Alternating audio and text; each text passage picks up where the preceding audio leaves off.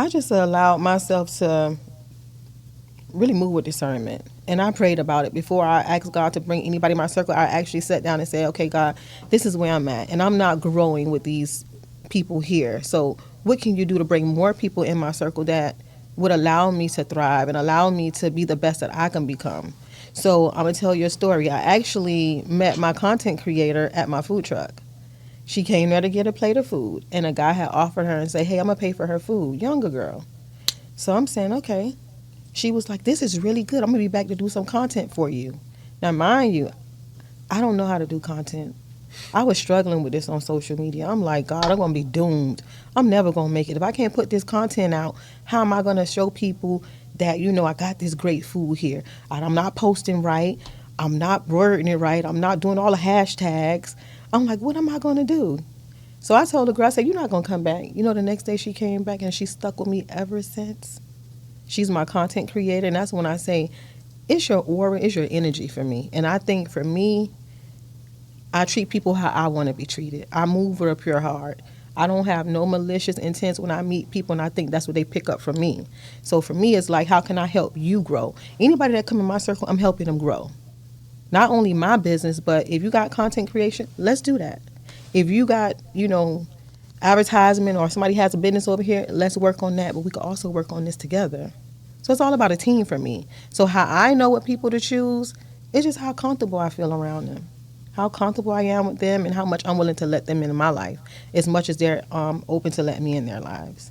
And it works out good for me. I've been able to meet a lot of great people based off conversations and really just getting to hear their story as well. And if it aligns, then I go with it. If it don't, I leave it where it's at. Heard that. Heard that. So kind of coming towards the tail end of this interview, there's a couple more questions, but I think these would definitely help a lot of our listeners more than others. So if someone listening wanted to quit their job in the next 6 to 12 months, what are 3 moves they should make starting this week? Okay, so I got a new outlook on that. I would say have a plan. That makes sense. Have a plan, because I learned that late in the game. I did not have a plan, y'all, but I knew in my heart I was going to make it.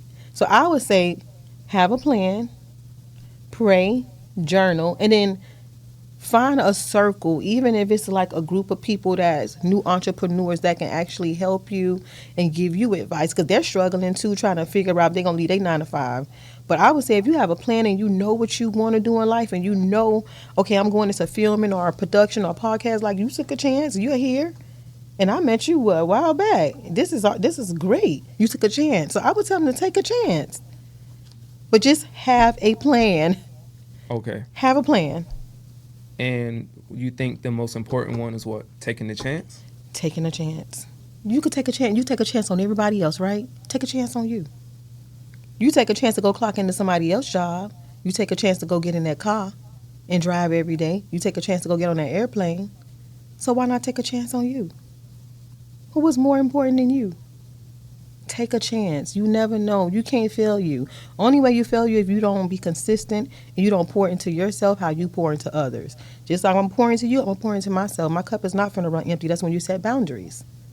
So I think that you should take a chance. If you got in your heart, you know you got this gift, and you know God say, I'm going to bless you with this, do it.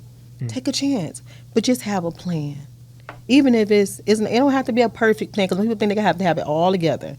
I didn't have it all together. I didn't. But I trusted the process. And I came up with a plan eventually, but I didn't always have a plan. And it will come to you as you go, especially if you love what you do and you have a passion for it. You can't do nothing go up. It's just up from here. That's how I look at it. So I say take a chance. Take a chance. Find a community where you can get some support. Find people that is starting out that need your support. And find people you can network with. Somebody may do, say, catering. Like I'm a chef. I may do catering. Somebody may do photography. Somebody may do podcasting. Connect with these people. That's where you can help each other build and grow. So that's how I look at it. Take a chance. Do not take a chance on you. We take a chance every day. Take a chance. Gotcha.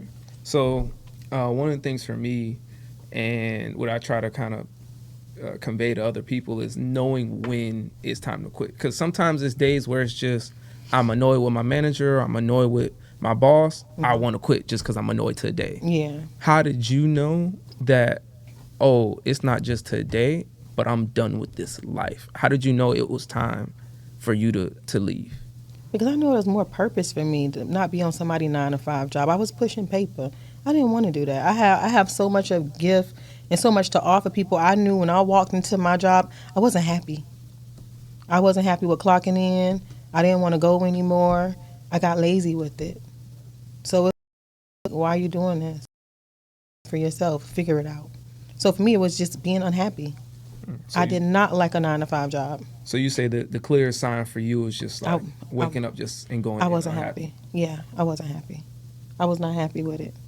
I didn't want to do it. I didn't want to go anymore. And I was trying to figure out how I could take a leave of absence for 6 months so I could think about it. So when you get to that place and you're just sick and tired of being tired, you make that move. Okay, so then I kind of want to tie back to the very first question that we had. Mm-hmm.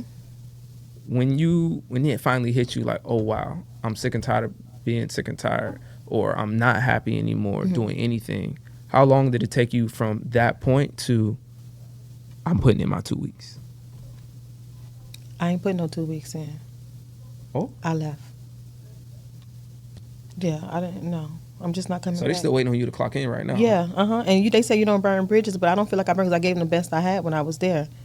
And for me, when COVID came, that was my way out. Honestly, that really pushed me out the door. Yeah, I wasn't going back. It was nothing they can tell me to make me come back. They was like, if you don't come back in 2 weeks, your job gonna be gone. Okay. I even gave away my car to somebody that needed it. That's how serious I was. I was not going back. I eliminated everything in my life. And I said, I'm just going to focus and I'm going to figure it out.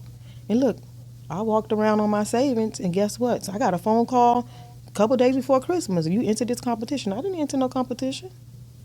It worked out. You have to have so much faith within what God can do for you. And you have to know that he's going to do it. And he's going to show up right on time. And honestly, that's how I live my life. He's going to show up for me because I show up for him. I don't hide that I love him. I don't force anybody to love him if they don't love him, but I do.